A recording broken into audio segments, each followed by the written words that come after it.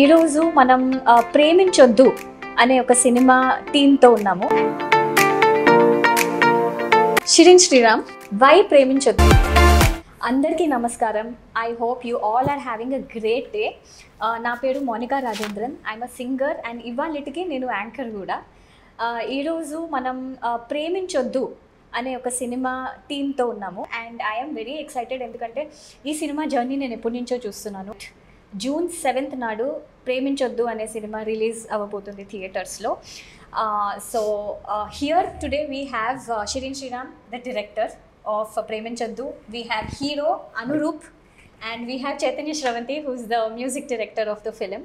So first question నేను మెయిన్గా అడిగేది ఏంటంటే, షిరిన్ శ్రీరామ్, వై ప్రేమించొద్దు, ఎందుకు ప్రేమించకూడదు? ఓకే, ఈ ప్రేమ అనే టైటిల్లో దొరకడం చాలా కష్టం. లవ్, ఎందుకంటే చాలా టైటిల్స్ ఉంటాయి ప్రేమ మీద. అది కూడా టైటిల్ దొరకాలి, ప్లస్ గుర్తుపట్టాలి జనాలు. ఇంకొకటి మనకి తెలిసి తెలియని వయసులో ప్రేమించొద్దు. ఓన్లీ ప్రేమించొద్దు కాదు, తెలిసి తెలియని వయసులో ప్రేమించొద్దు అని చెప్తున్నారు. అది సెకండ్ పాయింట్. తెలిసి తెలియని వయసులో Preminchoddu. Pan India movie, message oriented, 5 లాంగ్వేజెస్లో తీసినాము, Telugu and Hindi straight. Actually వచ్చి దీనికి ఇంకొక ఇంట్రెస్టింగ్ పాయింట్ యాడ్ చేయాలంటే, ఈ మధ్య 2 రోజుల క్రితం ఒక యూట్యూబ్ షార్ట్ ఏదో చూశాను. 25 years ఏజ్ వరకు బ్రెయిన్లో ఒక పార్ట్ డెవలప్ అవ్వదంట. సో అప్పటి వరకు అంత ఎమోషనల్ థింకింగే ఉంటుంది. దాని తర్వాత యాక్చువల్లీ మనకి ఏది మంచిది అనే డెసిషన్ తీసుకునే కెపాసిటీ వస్తుంది. సో ఆ టైంలో వాట్ ఈస్ ద పాయింట్ అని అది ఇప్పుడు తెలిసింది. సినిమా అంతా చేసేసి అంతా అయిపోయాక మనం కరెక్ట్గానే ఆలోచించేది types. So it's apparently also scientifically proven. నేనైతే 25 ఏజ్ అంత దూరం వెళ్ళలేదు, ఓన్లీ 18. అది కరెక్టే.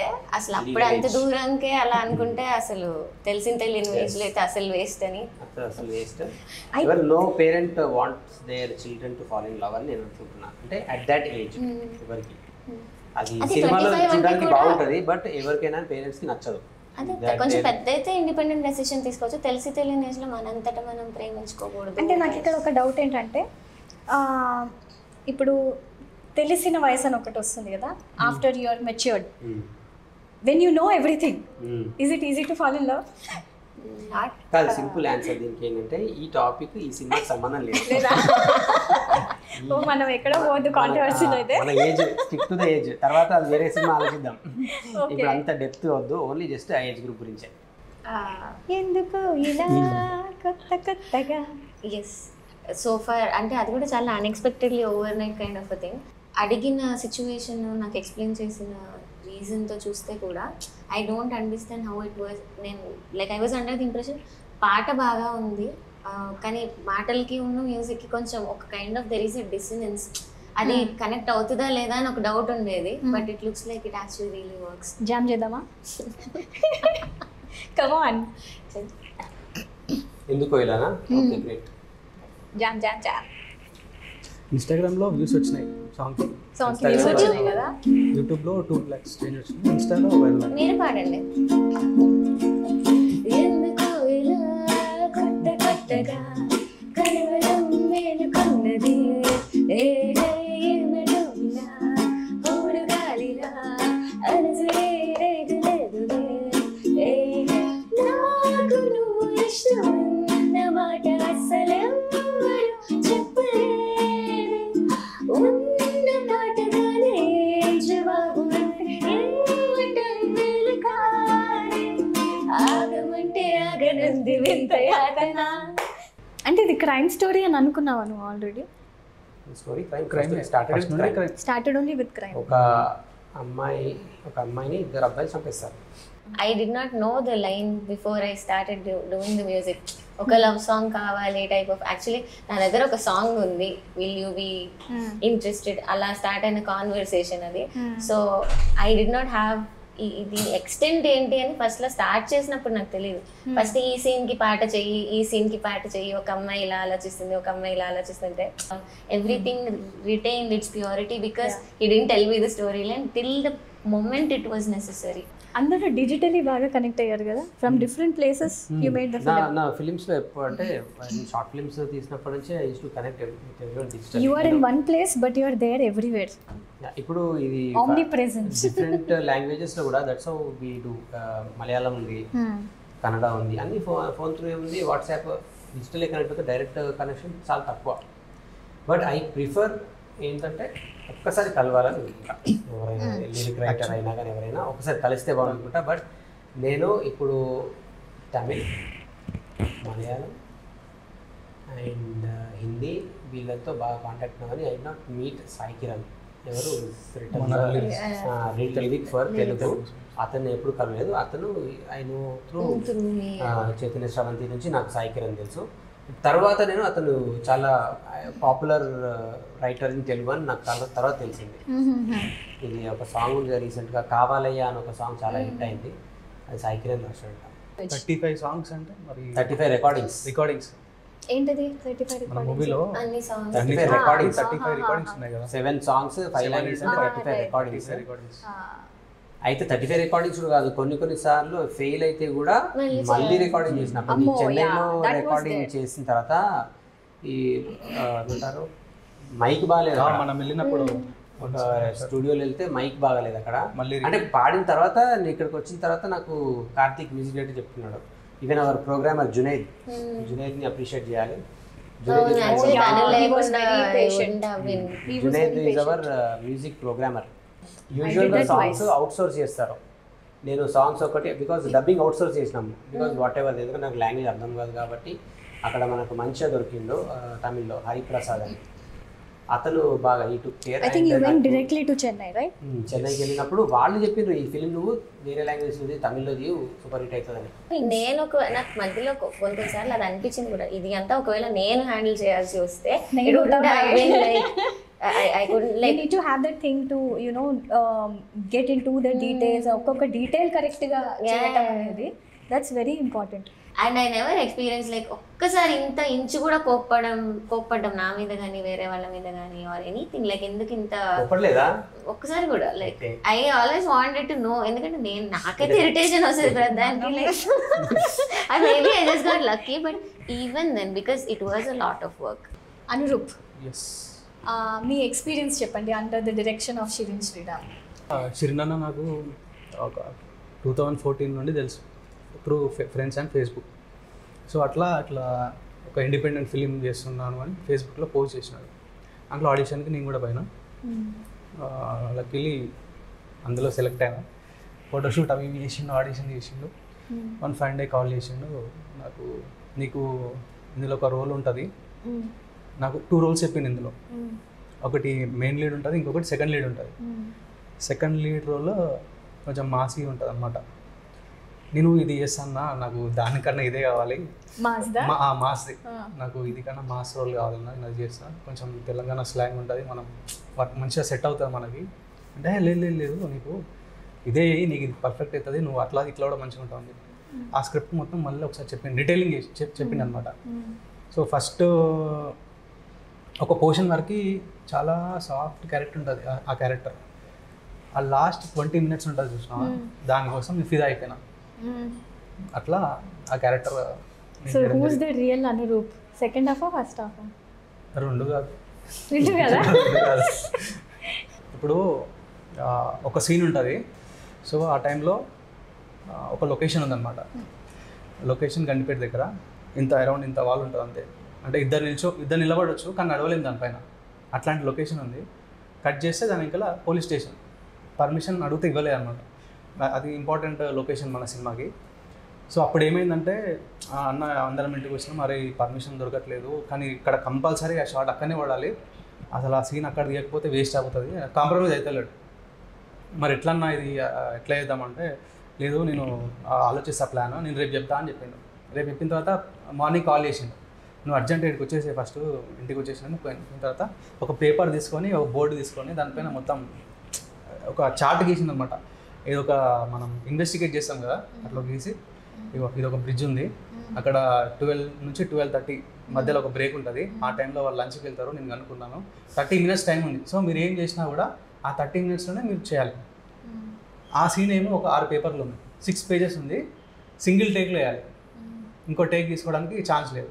ఎక్కడనో దూరం టెలిలెన్స్ వేసి పెట్టిర్రు. అది ఇంపాసిబుల్ కదన్నా, ఆ గోడ మీద నిలబడడం మీద రాదు. ఆ సీన్ ఏమో నడుచుకుంటూ అక్కడ ఇక్కడ నడుచుకుంటూ చెప్పాలి, మళ్ళీ కన్వర్జేషన్ ఉంది, ఒక ఎమోషన్స్ ఉన్నాయి, అది ఎట్లా పాసిబుల్ అంటే లేదు నాకు అది కావాలి, నువ్వు ఎట్లన్నా చేయాలని చెప్పి మళ్ళీ వర్క్షాప్ చేసింది దానికోసం. 2 days కూర్చొని మొత్తం ప్రాక్టీస్ అనమాట. ఇంకా ఆ సీన్ ఎట్లా వేయాలి, 12 ఇక్కడ ఉంటే 12:30 వాళ్ళు వెళ్ళిపోతారు. ఒకవేళ మనకి ఎంత టైం ఉంటుంది, 15 minutes ఇది చేయొచ్చు, 2 takesలో ఇది అయిపోవాలి. వాళ్ళు ఇచ్చింది 1 dayనే ఛాన్స్ ఉంది. ఆల్రెడీ సెకండ్ టైం అది. ఫస్ట్ డే వెళ్తే సెక్యూరిటీ చూసి అది వద్దు, మీకు పర్మిషన్ ఇవ్వరు సార్ ఇక్కడ అని ఆల్రెడీ మనకు వార్నింగ్స్ వచ్చినాయి. ఆ రిస్క్ తీసుకొని సార్ చేసేదాంలో ఏం చేస్తుంది, ఇంకా ఇది చూద్దాము, ఇంకా వర్కౌట్ కాకపోతే వదిలేదాం అనుకున్న ప్లాన్తోనే 11:30కి ఆ లొకేషన్కి వెళ్ళిపోయినాం. మొత్తం అన్ని డైలాగ్స్ అన్నీ ప్రిపేర్ అయిపోయినాం. నేను హీరోయిన్ ప్రిపేర్ అయిపోయిన తర్వాత ఆ గోడ ఎక్కినాం. ఆ గోడ ఎక్కితే ఇంతనే ఉంది, నిలబడి అక్కడి నుంచి ఉరికి రావాలి, నడుచుకుంటూ రావాలి, మధ్యలో కూర్చోబెట్టి వాళ్ళు వెళ్ళిపోయిన తర్వాత సిగ్నల్, వాళ్ళు వెళ్ళిపోయినారు లోపల. సో ఆ 15 minutesలో ఒక 6 pages సీన్. సినిమాలో ఒక 5 to 6 minutes ఉంటుంది సీన్. అది సింగిల్ టేక్ 5 minutes ఉంటుంది. ఆ సీన్ మొత్తం అట్లా షూట్ చేసింది. అది one of my favourite scene. ఇందులో వీళ్ళ క్లోజప్ కూడా ఉండదు, but they like it because యాక్టర్కి క్లోజప్ పడినప్పుడే దే లైక్ ఇట్ కదా, బట్ క్లోజప్ కూడా ఉండదు. యాక్చువల్గా హీరోయిన్ వాళ్ళ ఫాదర్ అది చూసిండు, ఆ సీన్ చూసి ఇది అంటే అప్పుడు we are trying to motivate her, మంచిగా చేయమని చెప్పండి సినిమాలో. సో ఆ సీన్ చూసిన తర్వాత నేను మా అమ్మాయిని చూస్తలేను, ఈయన అది హీరోని చూస్తున్నా, ఎందుకంటే ఆ బ్రిడ్జ్ మీద నడుస్తున్నాడు, భయం అవుతుంది నాకు అని. ఆ బ్రిడ్జ్ మీద నడుస్తుంటది, వెనక సైడ్ వాటర్ ఉంది. ట్రైలర్ లో అంతటా అన్నిట్లో వెనకాల చాలా కిందకు ఉంటుంది, ముందు నుంచి చూస్తే చిన్న అనిపిస్తుంది. ఆ గోడ వెనకాల లేదు, అక్కడ నుంచి చూసినా పడిపోయి ఎంత విడుతుందో కనిపిస్తుంది. ఇంకా దానిపైన ఇంకా సర్కస్ మాది. ఫైనల్గా సీన్ అయితే అది ఎక్స్ట్రాడినరీ వచ్చింది ఆ సినిమాలో. It's 6 minute scene, 5 minute scene, 5 to 6 minutes 45. Amazing కదా. మీరిద్దరు ఎలా కలిసారని చెప్పండి. ఐ వాజ్ కాలేజ్లో మెట్. నేను వచ్చి I was doing BTech in biotechnology. ఒకటే కాలేజా? మేమిద్దరం ఒకటే కాలేజ్. తను వచ్చి వాజ్ డూయింగ్ ఫిల్మింగ్ కదా. షిరీన్ పరిచయం అయ్యి నాకు సినిమాల్లో ఇంట్రెస్ట్ ఉండేది చిన్నప్పటి నుంచి. అంటే ఎవరికి ఉండదు, అది ఒకటి పాటలు అంటే ఇష్టం, బ్యాక్గ్రౌండ్ మ్యూజిక్ అంటే ఇష్టం, ఇవన్నీ ఉండి కూడా అది అంతా ఒక పర్టిక్యులర్ దీంట్లోంచి ఎలా చూడాలి, దాన్ని అంతా కలిపి ఎలా అర్థం చేసుకోవాలని ఒక అవగాహన అయితే అప్పుడు లేదు. కానీ తను కొన్ని మాకు ఇవాళ ఈ సినిమా మేము చూసాము, దీని గురించి ఇలాగా అని మాట్లాడడం, నేను కంపోజర్ అవ్వాలి అసలు ఆ డైరెక్షన్ కి రావడానికి కూడా కొంత తన ఇన్ఫ్లుయెన్స్ ఉంది. ఈ షిరీన్ కి కూడా తెలియదు, ఎందుకంటే తను చూసిన సినిమాల గురించి కానీ ఏదో ఒకటి నాకు చెప్పినప్పుడు అది తీసుకొని నేను దాంతో వేరే ఏదైనా, ఎందుకంటే ఆ తర్వాత అసలు ఫస్ట్ తను చెప్పిన షార్ట్ ఫిల్మ్ కి చేయాలి, పాట చేయాలి, అది కూడా వచ్చిన ఏంటంటే తన షార్ట్ ఫిల్మ్ ఏదో చూసి ఇందులో ఈ పాట ఉంటే బాగుంటది కదా, దాన్ని కంపోజ్ చెయ్యాలి అన్న ఐడియా వచ్చింది కూడా. అసలు సినిమాల గురించి మాట్లాడడం అనేది స్టార్ట్ అయింది నా లైఫ్ లో తనతో. అది తర్వాత నేను మ్యూజిక్ కాలేజ్ కి వెళ్ళి మ్యూజిక్ నేర్చుకోవడం, కానీ దాన్ని దీనికి ఎలా ఇన్ఫ్లుయెన్స్ మీ మీటింగ్ అనేది he was an influence for you to go cinema music, for cinema music, to pursue cinema music. It may have happened, it was like an opportunity that friend కాబట్టి అడగడం ఒకటి, అలా అని ఎప్పుడు ఇది అనిపించలే, ఫ్రెండే కదా అని ఛాన్స్ ఇచ్చినట్టు నాకు కూడా అనిపించలేదు. మనం పని చేస్తేనే ట్రిగర్స్ అప్పుడప్పుడు కావాల్సి వస్తుంది to go to the next step. అనుకున్న దానికంటే పెద్ద జర్నీ అది అట్లా.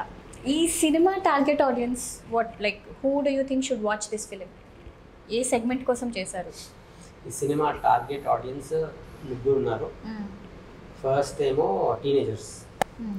అంటే టీనేజర్స్ అంటే మనం ఒక 8th standard 9th standard అనుకో, 9th standard నుంచి మేబీ ఇంటర్మీడియట్ డిగ్రీ కాలేజ్ అంటే మ్యాథ్స్. సో వాళ్ళు ఫస్ట్ టార్గెట్, బికాజ్ వాళ్ళ కోసం తీసాము, వాళ్ళు రిలేట్ చేసుకోగలుగుతారు.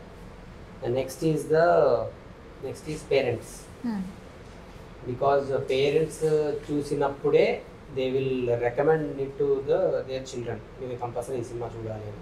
ఎందుకంటే ఈ యాంగిల్లో ఎవరు చెప్పింది లేదు. నేను చెన్నైలో వెళ్ళినప్పుడు కూడా తమిళ్లో చేయమన్నారు, చెన్నైలో వాళ్ళు తమిళ్ వాళ్ళు కూడా ఈ యాంగిల్లో ఎవరు తమిళ్లో కూడా సినిమా రాలేదు, ఇది తమిళ్లో చేయండి అన్నారు. సో పేరెంట్స్ కూడా అదే ఫీల్ అవుతారని నేను అనుకుంటున్నా. They will recommend to their children to watch it. అందుకే మనము క్యాప్షన్ పెట్టిన పోస్టర్స్ మీద ఎవ్రీ స్టూడెంట్ మస్ట్ వాచ్ అని పెట్టినాం. ఇంకొకటి తెలుగులో ప్రతి పిల్లలకి తల్లిదండ్రులు తప్పక చూపించాల్సిన సినిమా అని పెట్టినాం caption. So third category film lovers. Film lovers ఎందుకు అని అంటే బికాజ్ నేను ఫిలిం స్కూల్ బ్యాక్గ్రౌండ్ నుంచి వచ్చినాను అండ్ దీనిలో స్టడీ చేయడానికి చాలా ఉంది. బికాజ్ ఇండిపెండెంట్ ఫిలిం ఈ రేంజ్లో చేయొచ్చా అండ్ ఫీచర్ ఫిలిం ఈ రేంజ్లో చేయొచ్చా ఇండిపెండెంట్గా and also technical things because నీ మ్యూజిక్ అయినా కానీ కామరాన్ background score and sound design visuals ఇట్లా అచీవ్ చేయొచ్చా అని అండ్ స్టోరీ టెల్లింగ్ ఆల్సో ఈ రేంజ్లో స్టోరీ చెప్పొచ్చా అని third category film lovers. So first is teenagers, second is parents and third is film lovers. ఇది మన టార్గెట్ ఆడియన్స్. ఫస్ట్ వీళ్ళు రావాలి థియేటర్కి, అప్పుడు హిట్ అవుతుంది సినిమా. అండ్ దెన్ సీక్వెల్కి ఏమైనా ప్లాన్ ఉందా? సెకండ్ పార్ట్ సీక్వెలా చేద్దామా? యాక్చువల్లీ ఈ స్టోరీ ఇప్పుడు ప్రేమించొద్దు స్టోరీ వరకు అయితే ఇది ఎండ్ అయిపోయింది. దీన్ని ఇంకా ఎక్స్టెండ్ చేయడము యూజ్లెస్. అంటే యూజ్లెస్ కాదు, దాని నుంచి ఇది రాదు. బట్ ప్రేమించొద్దు అనే టైటిల్కి ఎక్స్టెన్షన్ ఏమైనా చేయొచ్చు. స్టోరీ అయితే అది ఎక్స్టెండ్ అవ్వదు. మళ్ళీ వేరే ప్రేమించొద్దు ఇంకేదైనా కేటగిరీ ఇంకేమైనా story or something like that will pick up. Preminchoddu series అన్లాగా ఐ డోంట్ నో. అది సెకండ్కి అట్లాంటి ఏదైనా టాపిక్ దొరికితే definitely because it's worth. Title చాలా అట్రాక్టివ్ ఉంది కదా. అంతే కదా. సో పబ్లిక్గా ఇప్పుడు ఒక అనౌన్స్మెంట్ ఇద్దాము మనం about when the film is releasing. June 7th Preminchoddu release అవుతుంది. తప్పక చూడండి. కంపల్సరీ పేరెంట్స్, పిల్లలు అండ్ ఫిల్మ్ లవర్స్ చెప్పిన ఇంతకుముందు కంపల్సరీ థియేటర్కి వచ్చి చూడండి అండ్ ఘన విజయం సాధిస్తుందని మేము ఆశిస్తున్నాం. 7th ప్రేమించొద్దు రిలీజ్ అవుతుందండి. అందరూ ఖచ్చితంగా చూడండి. ఇది ఫ్యామిలీతో పాటు వెళ్ళి చూడాల్సిన సినిమా. మీ అందరికీ నచ్చుతుందని అనుకుంటున్నాం. మీ బ్లెస్సింగ్స్ కూడా, మీ సపోర్ట్ కూడా మా అందరికీ కావాలి. So keep supporting us. Thank you. June 7th Preminchoddu cinema release అవుతుంది. మీరందరూ మీ ఫ్యామిలీతో, ఫ్రెండ్స్తో వచ్చి చూస్తారని మేము ఆశిస్తున్నాం. పాటల గురించి నేను చెప్పాలి. నాకు 7 సాంగ్స్ చేసే అవకాశం వచ్చింది. నాకు అవకాశం రావడమే కాదు, నా దృష్టిలో మీరందరూ వినడానికి కూడా బాగుంటుందని అనుకుంటున్నాను. చాలా ప్రేమతో, చాలా కష్టపడి చేసిన పాటలు, అంతకంటే ఎక్కువ ప్రేమతో కష్టపడి చేసిన సినిమా. థియేటర్స్లో తప్పకుండా చూడండి. June 7న ప్రేమించొద్దు.